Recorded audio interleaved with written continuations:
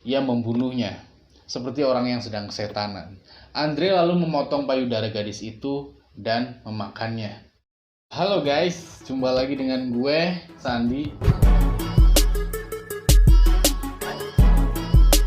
Kisah pembunuhan sadis seringkali menyita perhatian publik karena dianggap sangat mengerikan. Bagaimana jadinya jika si pembunuh sadis ternyata juga seorang kanibal? Hal ini yang terjadi di Rusia cuy, di mana seorang pria bernama Andrei Chikatilo yang merupakan seorang pembunuh sadis sekaligus seorang kanibal yang suka memakan payudara dan rahim para korbannya, yang kebanyakan adalah wanita muda.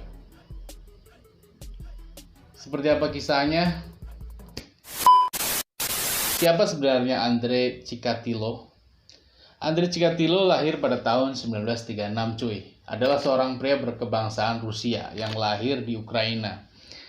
Masa kecilnya bisa dibilang tidak bahagia karena harus mengetahui bahwa sang kakak menjadi korban penculikan dan pembunuhan yang dilakukan oleh tetangganya sendiri. Saat memasuki masa sekolah, Andrei juga sering menjadi korban pembulian teman-temannya cuy. Belum lagi saat sang ayah masuk penjara. Walau begitu, ia berhasil lulus dengan nilai yang cukup tinggi. Saat memasuki masa dewasa, Andre mulai suka menjalin hubungan dengan wanita. Sayangnya, ia seringkali mendapat ejekan dari para teman-teman kekasihnya cuy, karena dirinya yang tidak bisa memuaskan hasrat seksual pasangannya. Lucu sih. Ya, Andre menderita impoten. Ukuran alat kelaminnya yang bisa dibilang tidak terlalu besar juga seringkali membuatnya tidak percaya diri. Dia menjadi sasaran bully sampai pada akhirnya ia menikah dengan seorang wanita kenalan saudaranya dan memiliki 2 orang anak. Dia pun sempat menjadi seorang guru saat itu. Walaupun udah berhasil memiliki 2 orang anak, Andre masih merasa tidak puas dengan performanya dalam berhubungan seksual. Hal ini pun memicunya untuk melakukan sesuatu tindakan keji, yaitu pembunuhan. Korban pertama yang dibunuh adalah seorang anak perempuan berusia 9 tahun bernama Lena Zakotnova. Andre menyiksa anak itu dengan sadis sebelum ia membunuhnya cuy. Sejak itu ia sangat merasa puas setelah berhasil pembunuhan pertama. Beberapa korban selanjutnya juga ia siksa sebelum dibunuh.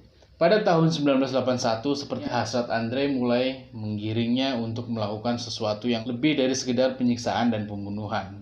Hal ini dimulainya saat ia bertemu dengan seorang gadis berusia 17 tahun bernama Larisa Kachenko di sebuah perpustakaan umum. Saat itu Andre berhasil mengikuti dan menyekapnya dari belakang hingga pingsan. Ia membawa gadis itu ke sebuah hutan dan memperkosanya dengan beringas. Setelah itu ia membunuhnya seperti orang yang sedang kesetanan. Andre lalu memotong payudara gadis itu dan memakannya. Sadis kan? Dia memakan payudaranya. Belum puas sampai di situ, ia kemudian membedah perut Larisa untuk mengambil dan memakan rahimnya. Wow, rahimnya dia makan. Sejak saat itu, Andre menjadi ketagihan melakukan pembunuhan dan aksi kanibalisme cuy. Setidaknya 56 korban wanita rata-rata ditemukan dengan kondisi payudara yang sudah terpotong dan perut yang terbuka, tanpa rahim.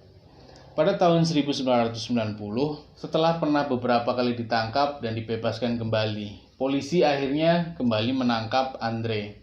Jadi dia tuh udah berapa kali ditangkap namun dilepasin lagi, dan kali ini ya ditangkap dan tidak dibebaskan lagi. Ia dituduh atas 56 kasus pembunuhan yang kebanyakan korbannya adalah perempuan muda yang ditemukan dalam keadaan tanpa payudara dan rahim. Saat interogasi, Andre mengakui semua perbuatannya itu.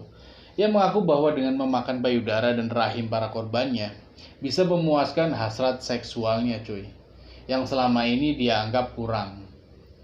Saat menjalani persidangan, ia dikurung dalam sebuah kurungan besi demi menghindari hal-hal yang tidak diinginkan. Meski beberapa psikiater menyatakan bahwa ada kemungkinan Andre mengidap gangguan kejiwaan, pengadilan tetap menyatakan Andre bersalah dan akhirnya menjatuhkan hukuman mati.